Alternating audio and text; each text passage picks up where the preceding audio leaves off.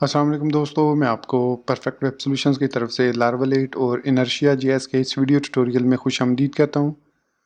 दोस्तों, मेरा नाम इमरान कासिम है और आज के इस वीडियो ट्यूटोरियल में हम ऑथेंटिकेशन और ऑथराइजेशन के प्रोसेस को कंप्लीट करेंगे।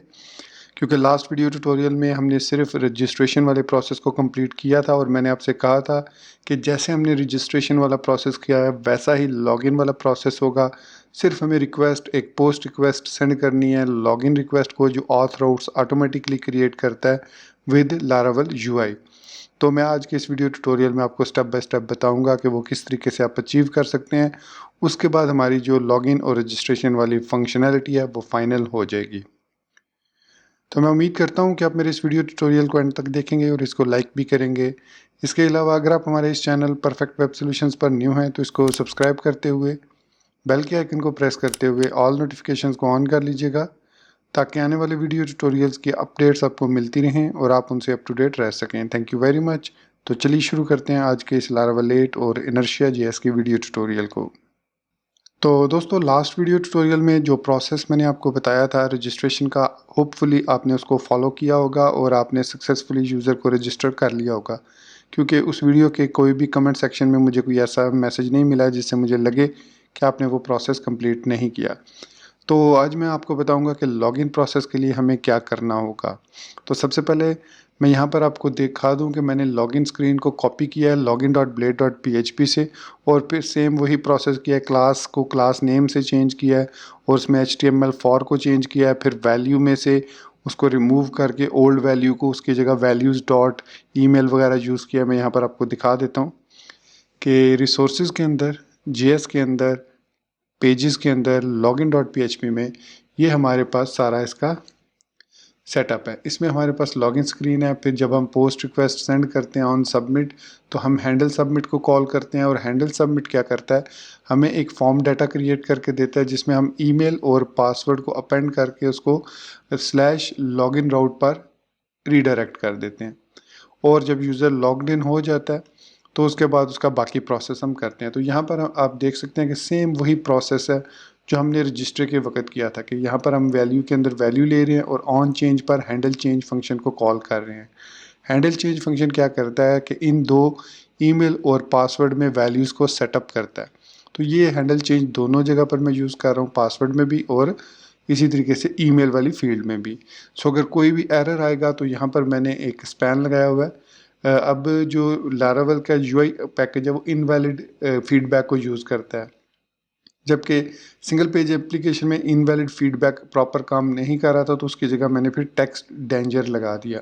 सो टेक्स्ट डेंजर जो है वो हमें वही मैसेज शो करता है जो भी एरर मैसेज आएगा। अच्छा, तो जब ये रिक्वेस्ट यहाँ से सेंड होती है इनर्शिया डॉट पोस्ट, तो उसके बाद हमारा यूज़र लॉगिन हो जाता है सक्सेसफुली। तो अब हमने इस यूज़र को शो करना है, प्लस हमने ये करना है कि यहाँ पर अगर आप देखें तो अब सिर्फ लॉगिन और रजिस्टर नज़र आ रहे हैं। इससे प्रीवियस वीडियो ट्यूटोरियल में अगर आपको याद हो, कंप्लीट आपने देखा हो, तो उसमें यहाँ पर एक ड्रॉप डाउन भी आ रहा था जिसमें हम क्लिक करते थे और उसमें लॉग आउट की फंक्शनैलिटी थी। वो लॉग आउट की फंक्शनैलिटी उस वक्त काम करती है जब यूज़र लॉग्ड इन हो। जैसे मैं यहाँ पर आपको दिखाता हूँ, एक यूज़र से लॉगिन होकर, सो admin@admin.com, और पासवर्ड इसका दूंगा और इसको मैं लॉगिन करता हूँ। सो देखिए, जैसे ही मैंने लॉगिन किया उसने कहा जी यू आर लॉग्ड इन। अब ये जो डैशबोर्ड है ये बेसिकली ना सिर्फ लॉग्ड इन यूज़र के लिए बल्कि जो नॉट लॉग्ड इन यूज़र है उनके लिए भी यही डैशबोर्ड था। तो मैंने इस पर मिडल वेयर लगा दिया ऑथ का।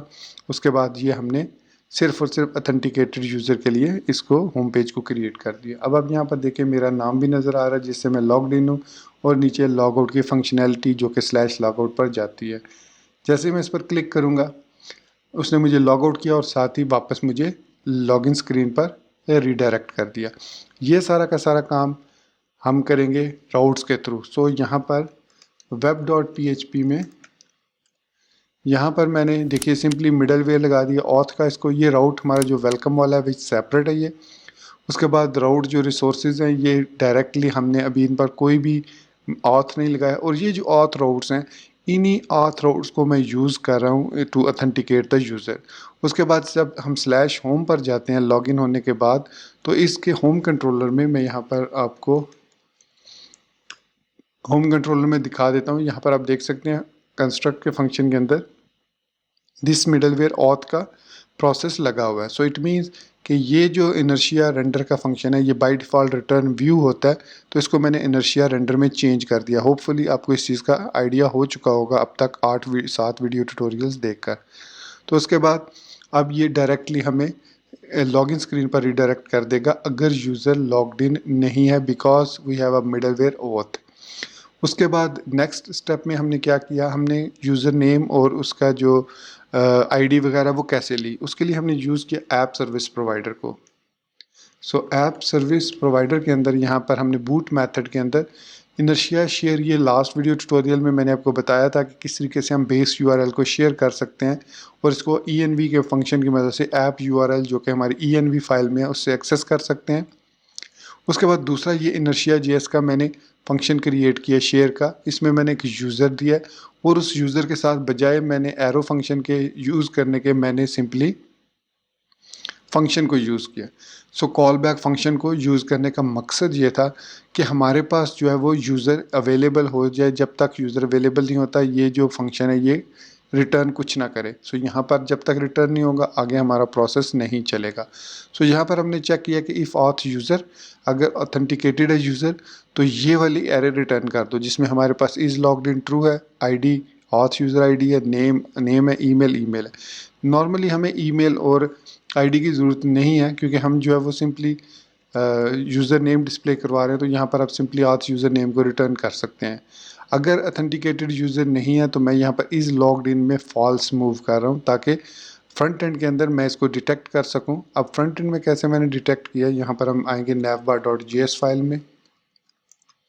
अब इस navbar.js फाइल में यहाँ पर स्क्रॉल डाउन करूँ तो मैंने कहा कि not user dot is logged in, मतलब अगर यूज़र लॉग्ड इन नहीं है तो एक रिएक्ट फ्रेगमेंट क्रिएट करो और उसके अंदर ये 2 li शो कर दो। अब ये रिएक्ट फ्रेगमेंट इसलिए ज़रूरी है कि हम 2 पैरेलल li's को डिस्प्ले नहीं कर सकते इन रिएक्ट JS। हमें मस्ट जो है वो यूज़ करना पड़ता है फ्रेगमेंट को या फिर किसी डिव वगैरह को यूज़ करना पड़ता है। तो चूँकि मैं डिव को यूज़ नहीं करना चाह रहा था तो मैंने रिएक्ट फ्रेगमेंट को यूज़ कर लिया। उसके बाद यहाँ पर ये href है बेस URL पे जाता है लॉगिन पर, ठीक हो गया, और ये रजिस्टर पर। अगर यूज़र लॉग्ड इन है तो ये वाला कोड एग्जीक्यूट नहीं होगा बल्कि ये वाला कोड एग्जीक्यूट होगा, यूज़र इज़ लॉग्ड इन। सो उसके अगेन मैंने यहाँ पर दिया है फ्रेगमेंट और इसके अंदर अब चूँकि हमें फ्रेगमेंट यहाँ पर वैसे ज़रूरत नहीं थी क्योंकि यहाँ पर तो एक ही li है, तो इसमें हमें अगर मैं ना भी लगाऊँ फ्रेगमेंट तो इसमें हमें प्रॉब्लम नहीं होगी क्योंकि इसमें हमारे पास सिंपल एक li है और उसके अंदर div है, तो इसमें हम इवन अगर ना भी यूज़ करें तो हमें कोई इशू नहीं होगा।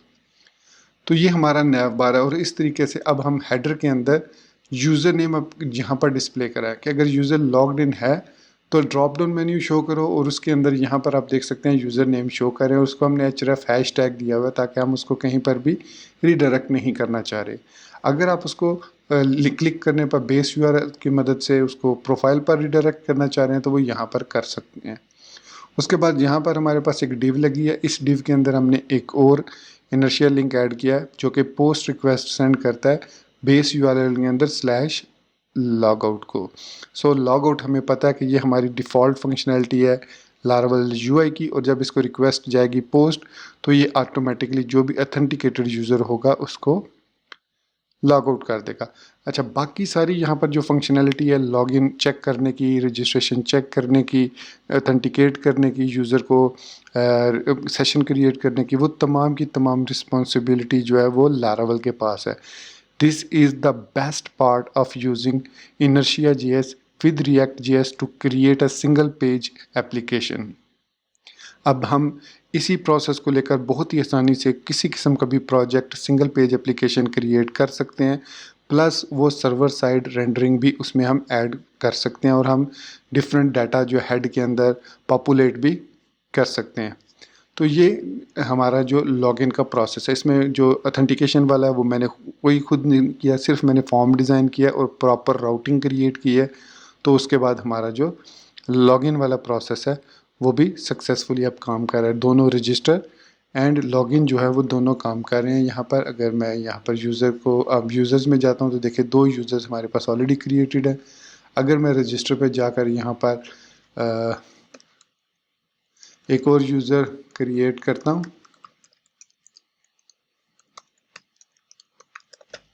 और इसको रजिस्टर करता हूँ।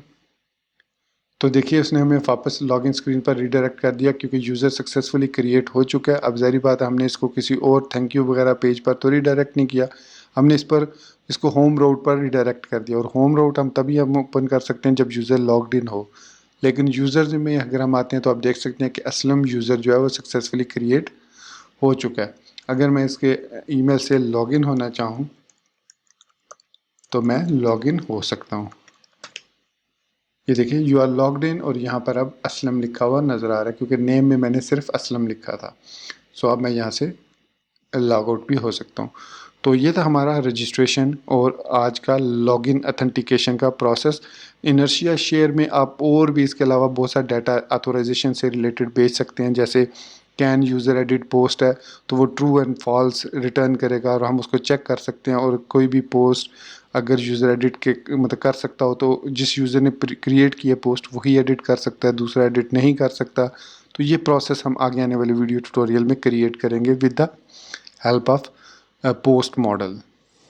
तो दोस्तों ये था हमारा आज का लार्वा 8 और इनर्शिया जेएस का वीडियो ट्यूटोरियल। आई नो मैंने इसमें कोडिंग कुछ भी नहीं की, बल्कि जो मैंने कोडिंग ऑलरेडी की हुई थी वही सिर्फ आपको दिखाई है। मकसद सिर्फ ये था दिखाने का कि आपको समझ लग जाए कि किस तरीके से हम सेम रजिस्टर वाले प्रोसेस को कॉपी करके डुप्लीकेट किया। लिख सकते हैं आपको मैंने फंक्शन नेम भी चेंज नहीं किए, जस्ट जो फील्ड ज़रूरी थी वो ऐड की, जो गैर ज़रूरी फील्ड्स थी वो मैंने रिमूव कर दी, कोड को क्लीन किया और हमारा जो लॉगिन वाला प्रोसेस है वो सक्सेसफुली कंप्लीट हो चुका है। तो इसी बात के साथ मैं आपसे इजाज़त चाहूँगा, मिलते हैं नेक्स्ट वीडियो ट्यूटोरियल में। टिल देन चैनल को सब्सक्राइब करना, वीडियो को लाइक और शेयर करना, बेल आइकन दबाना और ऑल नोटिफिकेशंस को ऑन करना बिल्कुल मत भूलिएगा। So guys, thank you very much for watching this video tutorial. Take care, goodbye and Allah Hafiz.